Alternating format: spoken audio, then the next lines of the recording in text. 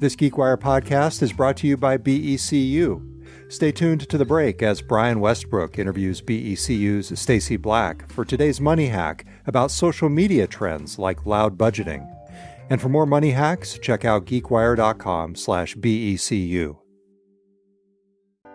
So you can kind of see where it starts to get into the realm of science fiction.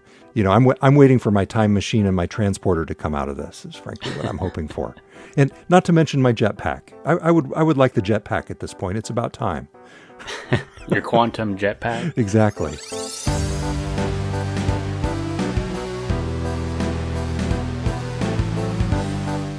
Hi, and welcome to GeekWire. I'm GeekWire co-founder Todd Bishop. And I'm GeekWire editor Taylor Soper. We are coming to you from Seattle, where we get to report each day on what's happening around us in business, technology, and innovation. What happens here matters everywhere, and every week on this show, we get to talk about some of the most interesting and important stories and trends in the news. Good to see you, Taylor. Good to be here. How are you doing? I'm doing well. We've got a fun lineup to talk about this week. Later on, I want to talk about Amazon and James Bond, because I have an opinion on who should play the next Bond. It may not be popular. It's not wacky. It's actually so practical that I think it probably could happen. So stick around. And it's not Jeff Bezos. But I would pay a movie at a movie theater. I would pay just to see Bezos as Bond. I could handle it for about 2 minutes. Okay, let's save that for later on. Okay, so stick around for that. Also, really interesting stuff happening with something that impacts a lot of people during big events in Seattle and elsewhere, but there's a move in Washington state to tackle surge pricing in a kind of novel way that's fair to both passengers and drivers potentially. So that's coming up later on as well. And it was a big week for our startup coverage. It was the release of the first quarter for the GeekWire 200, the quarterly ranking that we do of the Pacific Northwest top startups. Lots of interesting trends in there that we're going to be talking about later on. But first, Taylor, I wrote a story this past week that kind of opened my eyes to the potential of quantum computing. And I got to say, this was a tough one for me to cover. I felt like I had to learn a foreign language. I think you actually pointed this out. It almost felt like a foreign language writing this story. But there was a breakthrough from Microsoft in the realm of quantum computing that really opened my eyes to where this could be headed, what it could mean for the world, and made me start to pay attention in the way that I wish I would have been paying attention to AI, say like 4 or 5 years ago. Have you followed this quantum stuff at all?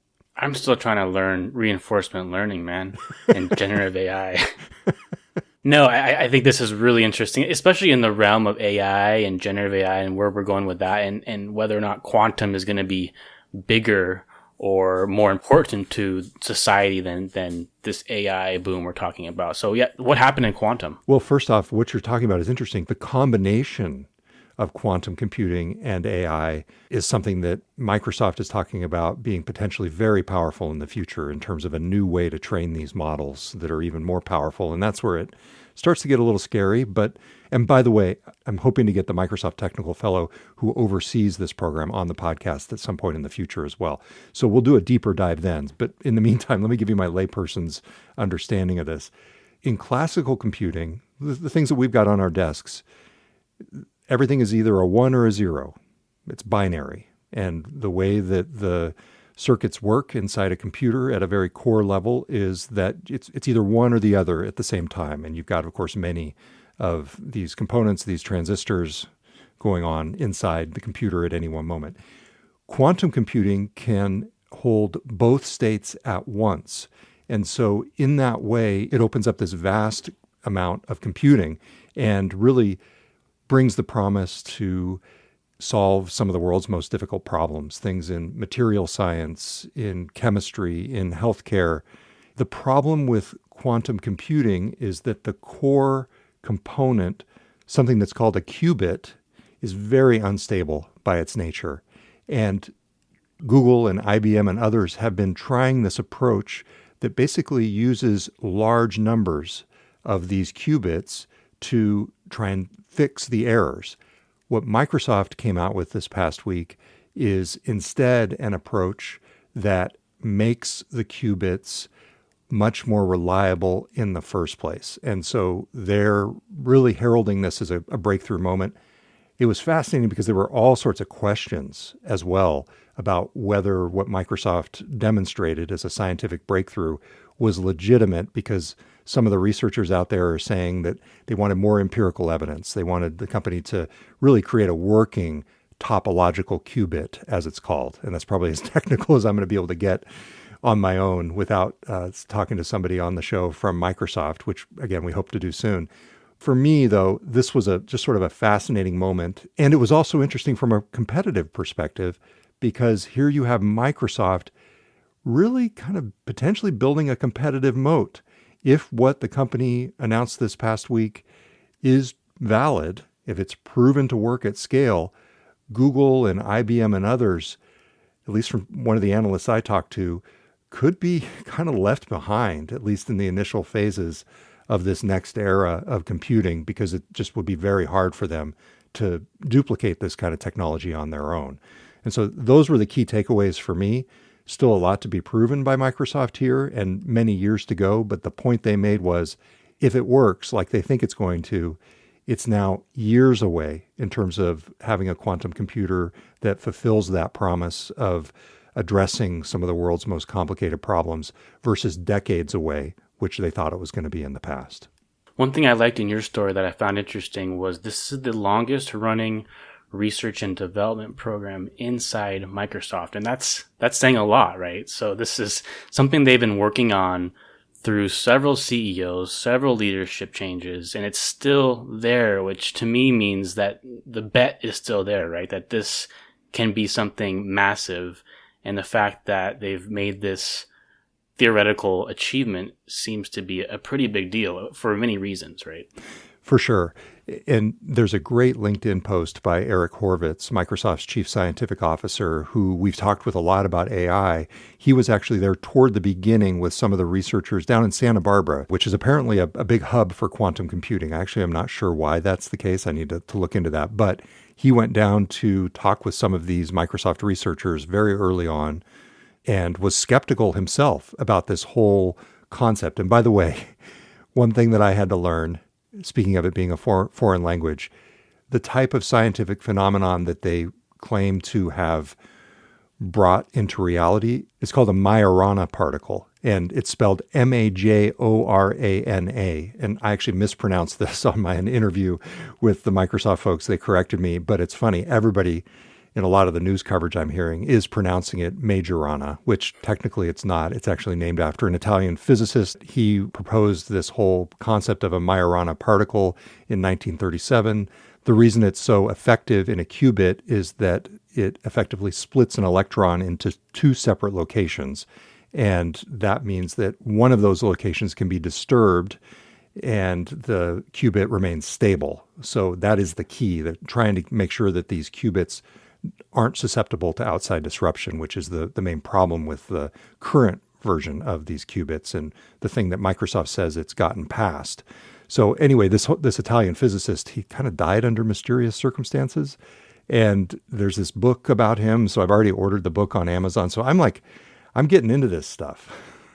I love how you're nerding out on quantum. And I mean, big picture, how do we think about quantum? Bring it back to our AI discussion at the outset there. Like, is quantum another technological wave in the way that AI is? Do they go with each other? Do we need better AI to fuel better quantum? Is quantum going to enable these robots that are going to fold our laundry and then end the world? Like, how do you, based on your initial research and reporting and discussions, how do we think about quantum as its impact on the world and in the context of AI? That's a really interesting question. So they're two separate things, and I think they're each powerful on their own, but the potential to combine them also raises some interesting possibilities.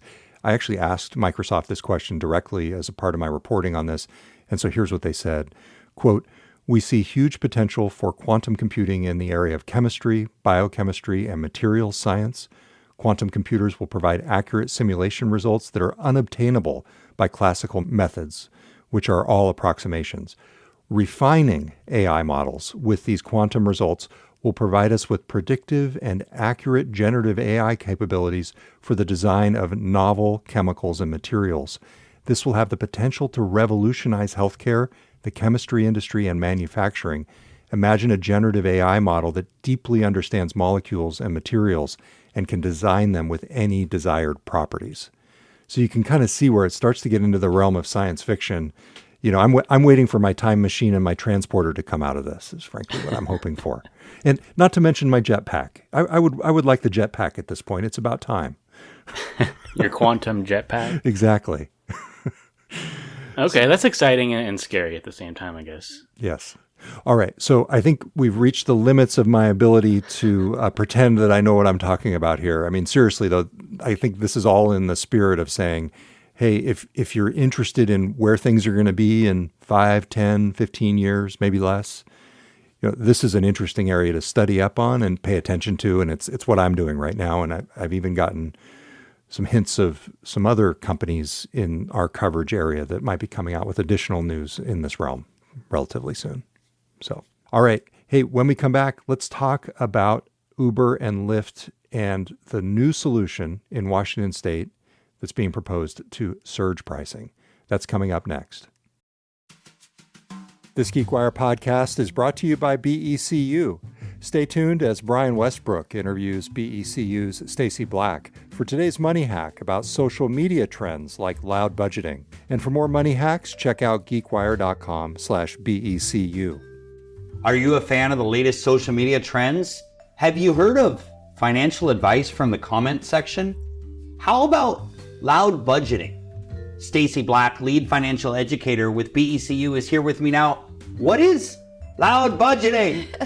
Loud budgeting really helps remove the shame when it comes to talking about finances. When I was younger, we never talked about money. Yeah. And now it's all about being loud and proud. Like, I am saving for my financial goals in the future.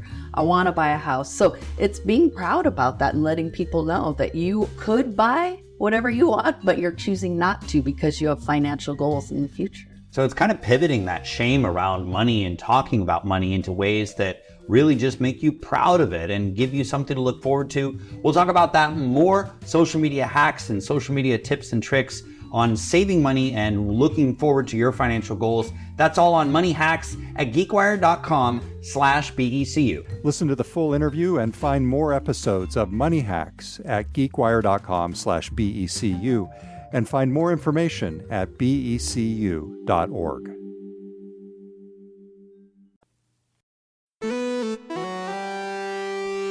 Welcome back. It's Todd Bishop with Taylor Soper.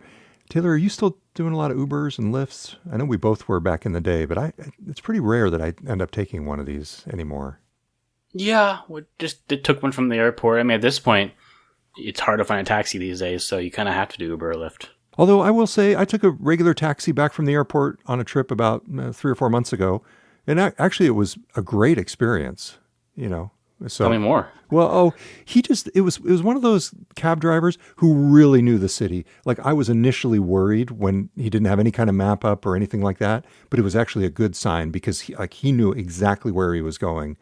And I felt like I was able to not have to direct folks like sometimes I do, although maybe that's me. This is a whole other thing. I feel like I'm now suddenly gone into, rideshare therapy here. But I do, there have been times when it's like, I try and hold back, but then you realize that they don't know where they're going. And you're like, really, this is 10 minutes of my time that you're wasting now. So let's get on the right road.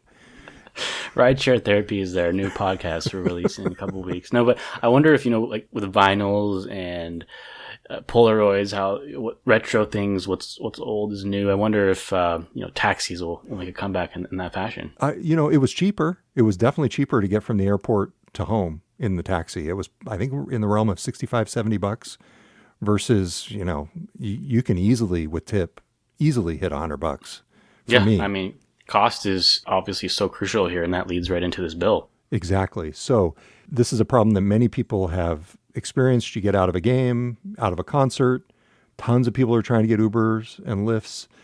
And basically what they do is they jack up the price for the purpose of impacting demand and making sure that drivers also are incentivized to go there. And the problem, though, it was really interesting reading our colleague Lisa Stifler's story on this.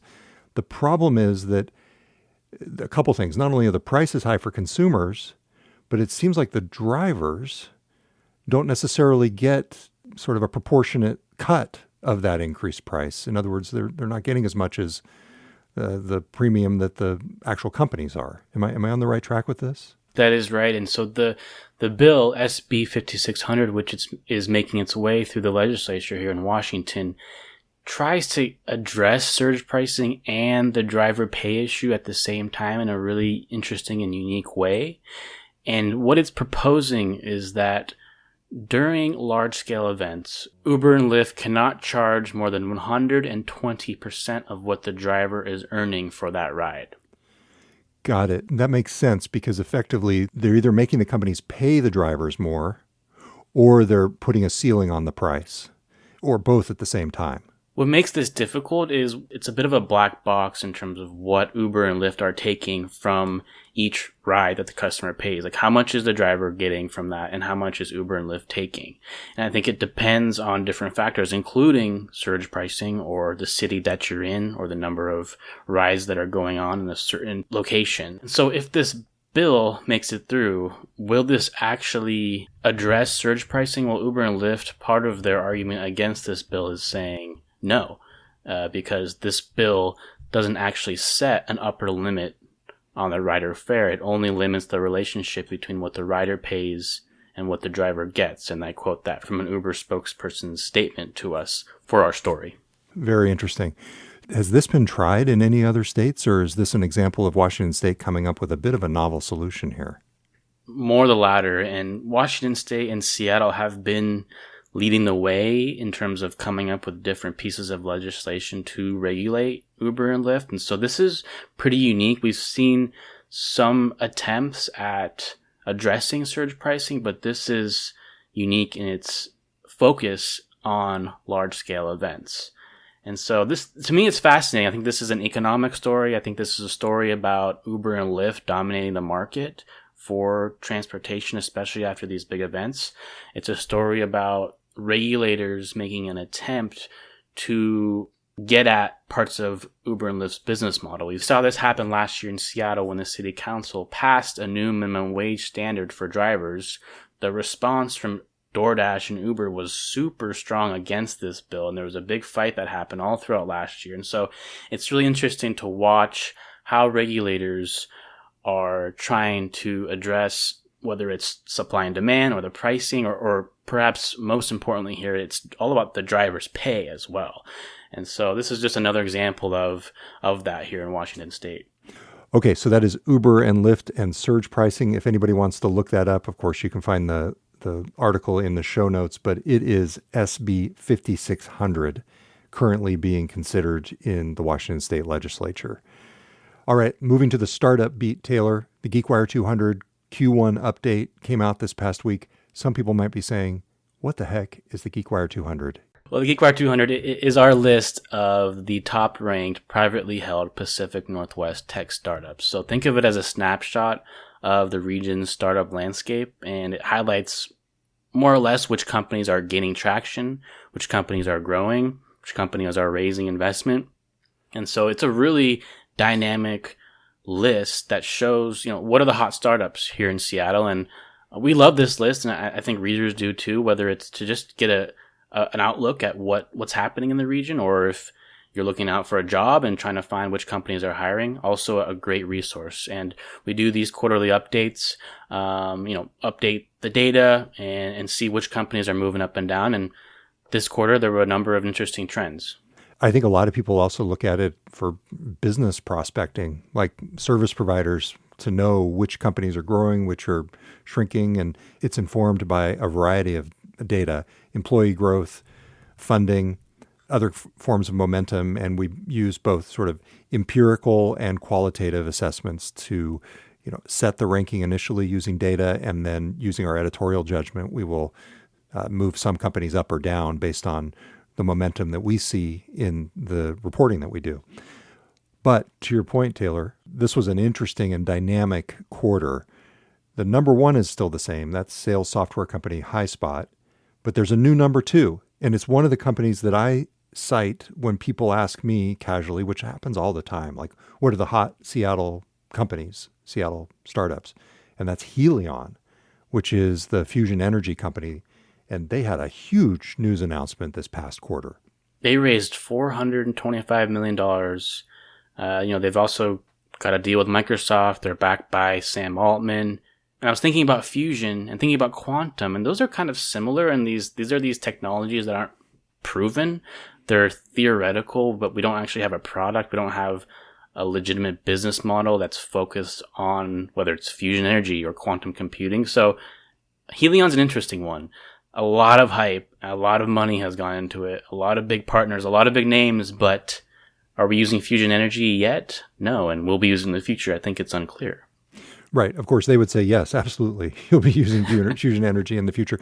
But no, it's very interesting. It's almost like biotech in some ways, where there's this great promise, early glimmers of hope, and you're still waiting for the ultimate payoff. And at the same time, investors, like, as you said, the OpenAI CEO, Sam Altman, are really betting big on the promise of these types of companies. And so it's one of those big gambles, literally a giant gamble on the potential of changing the world. And in that way, there are tons of parallels to quantum. That's a really good point. And for sure, and Helion is just one of many clean technology companies on this list. There's 10 others, including Zap Energy, Group 14, kind of in this realm of early technology, a lot of science, no actual big business or big revenues quite yet, but a lot of attention and money going to these companies. And Seattle has emerged as a hub for this, which is pretty cool. And it's been fun to cover. Others moving up the list included Truveta, the health data startup. They just raised $320 million. They're at number 7. StatSig, the developer testing platform, they're at number 9. Cybersecurity company Protect AI, they're at number 10. And by the way, we should say this list is presented by JP Morgan Chase. They're the underwriter of this list. It's an editorial project, but they helped to make it possible. So thanks to JP Morgan for their underwriting support. Another key trend to point out is Seattle has historically been a super strong B2B software epicenter, business-to-business software, enterprise software. And if you look at the GeekWire 200, that continues to be a trend currently in Seattle. All among the top 50 companies, all but 3, by my count, all sell B2B software. The lone exceptions are OfferUp, the used marketplace platform, Rec Room, the gaming company, and Boundless, immigration software company. So B2B is still the heart of Seattle's ecosystem, and I would argue it would be nice, actually, if we had a little more balance, a little more consumer tech in this region, like you see it way more of down in the valley. It's interesting. Boundless, they are, I know they serve individuals, but like it's even there a bit of a stretch to call them a consumer company because it's a very specific technical purpose. And it's also interacting with the federal government in a way that feels a little more enterprise software-y. So like even the ones that you would count as B2C technically aren't quite there. And to your point, I mean, you kind of live or die by the enterprise software prowess of this region. It's something that is a huge strength. And the fact that we don't have as much consumer stuff is also a bit of a weakness. That said, I mean, gosh, right now, as we're talking about all of these infrastructure heavy technologies, AI, quantum, even biotech, all this stuff. I mean, the fact that you've got the big infrastructure players here, Microsoft Azure, Google Cloud, Amazon Web Services, I actually would not trade that as a region for some high-flying social app anytime soon. I hear you. The plumbing is boring, but man, it's important and it's lucrative. Yeah, it really is. Okay. That's the GeekWire 200. We only talked about a few of the changes, and Taylor, your story does a great job of very succinctly running down all of the key changes. And then, of course, you can go from the story to the actual index, which it's fun to read through. And, I want to see where the GeekWire 200 goes. We've got different ideas for different data that we could do, and it's been around since before GeekWire. It actually was started as a Seattle 2.0 startup list by Marcelo Calbucci. He had a great LinkedIn post this past week kind of explaining the origins and talking about how kind of cool it is, and it is kind of cool that we've been able to maintain this thing over the last 14 years. As he says, it's not perfect, but I think it's as close as we'll get at this point to a real detailed view of what the startup landscape looks like, for better and worse. I mean, you can see both strengths and weaknesses all throughout it. All right, that's the GeekWire 200. Coming up next, Bezos. Jeff Bezos. It's Todd Bishop, and I wanted to tell you about a favorite podcast of mine. It's called Booming, and it's a show that has opened my eyes to a whole range of things, like what's really happening when I scan a digital coupon at the grocery store, and how robots are changing the construction of buildings in downtown Seattle, among many other topics. Booming is a podcast from KUOW Public Radio in Seattle. It's about the economic forces shaping our lives in the Pacific Northwest. It's co-hosted by reporters Joshua McNichols and Monica Nicholsberg. That's a familiar name and voice to longtime GeekWire readers and listeners. They answer questions that listeners are wondering about, like why are sports tickets so expensive? Or how hard should you actually work at work? Plus, every episode ends with a game. That's Booming from KUOW Public Radio. Find episodes on the KUOW app or wherever you get your podcasts.